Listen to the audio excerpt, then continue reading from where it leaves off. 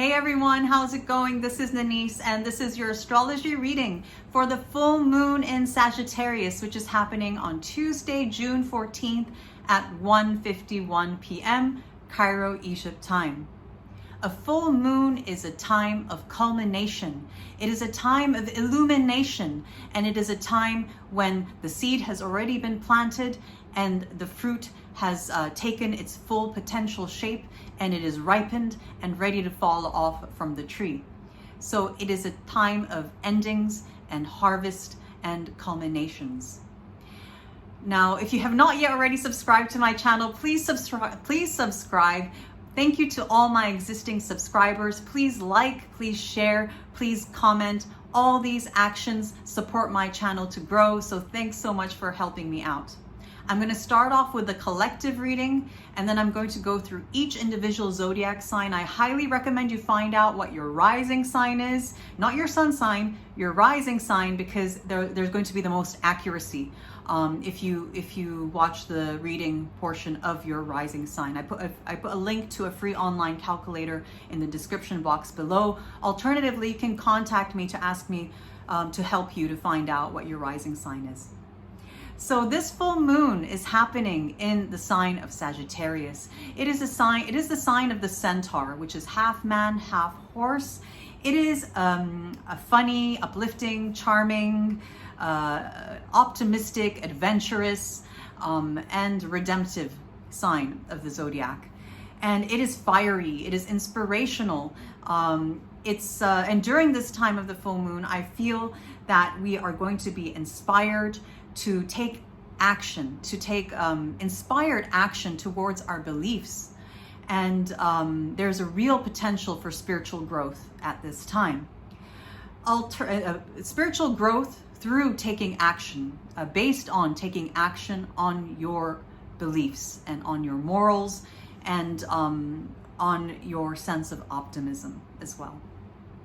So real passionate, fiery full moon.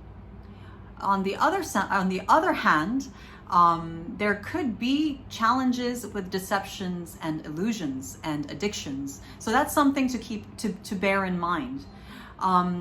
The sign of the centaur can have potentially hedonistic tendencies. So watch out for escapism through substances and or toxic behavior in general. But however, I lean towards my former reading of this full moon, meaning that it's great for potential spiritual growth because there's a supportive aspect from the planet Saturn, and Saturn can have a very grounding effect. It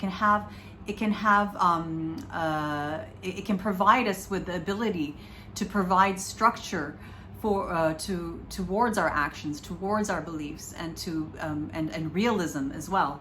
So I have a good feeling about this full moon, that it's not all just going to be about deception and illusions and we're going to be like in La La Land. No, I have a feeling that it's going to be very beneficial towards our spirituality. So that's what I have for the collective portion of this reading. I'm going to go through each individual zodiac sign and say a little bit about what this full moon is going to mean for you, what themes are going to be highlighted during this time of illumination. So for Aries, this full moon, is happening in your 9th house of God, higher education, spirituality, beliefs, mysticism, astrology, law, politics, religion, long distance trips, foreign countries, foreign things, foreign people. So there's going to be a culmination, an illumination moment having to do with those topics. For Taurus, this full moon is happening in your 8th house of obligations, joint assets, taxes, loans, debts, joint assets, inheritance, a sense of you owing something to someone or someone owing something to you. It doesn't have to be material. It can just be like obligations in general. And it's also the house of death and transformation. So these topics can be illuminated during this time of the full moon for you. For Gemini, this full moon is happening in your 7th house of partnerships, spouse, one-on-one relationships, and romantic relationships, business partnerships, and clients. So there's going to be an illumination having to do with these topics. And you may be feeling this full moon a little bit stronger because it's happening in a very powerful portion of the chart for you. For Cancer, this full moon is happening in your 6th house of selfless service, daily routines, sickness, hard work, toil, labor, employees, and pets. This is a little bit of a challenging part of the sky for you. However, it could be potentially great for spiritual growth, like working hard towards it. So there's going to be an illumination having to do with those topics combined with what I said in the collective portion of this reading.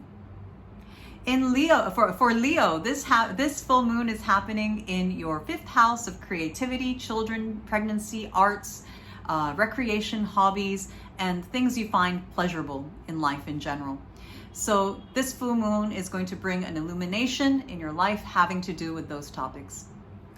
For Virgo, this full moon is happening in your 4th house of foundations, home, family, father, ancestry, land, property, your roots, things that are secrets and mysteries hidden underneath the earth and the grave. So there could be an illumination, an ending, a culmination having to do with those topics. For Libra, this full moon is illuminating your 3rd house of siblings, extended family, neighbors, neighborhood, short distance trips, reading, writing, communicating, the life, the intellectual life, the life of the mind, communications. So this full moon is going to be illuminating those topics. For Scorpio, this full moon is illuminating your 2nd house of personal possessions, money, personal resources and assets, including your time and your skill set. So there's going to be an ending, a culmination, a harvest having to do with those topics. For Sagittarius, this full moon is happening in a very personal part of the sky for you. It's going to be illuminating, shedding light on your personality, on your character, vitality, on your life direction, on your spirit and your psychology. And you're going to be feeling this full moon that much strongly because it's happening in your rising sign. So there's going to be an illumination of those topics and combined with some sort of harvest, some sort of ending and a culmination. For Capricorn, this full moon is happening in your 12th house of hidden enemies, secret self-sabotage, addictions, isolation, monasteries, hospitals, prisons, and ego loss. So a little bit of heavy topics there, and in combination with the what I said earlier in the collective reading about the potential for deception and illusion. If I were a Capricorn rising, I would take extra care because for people trying to trick you or you tricking yourself, you being your own worst enemy somehow, just because it's happening in a little bit of a challenging part of the sky for you Capricorns.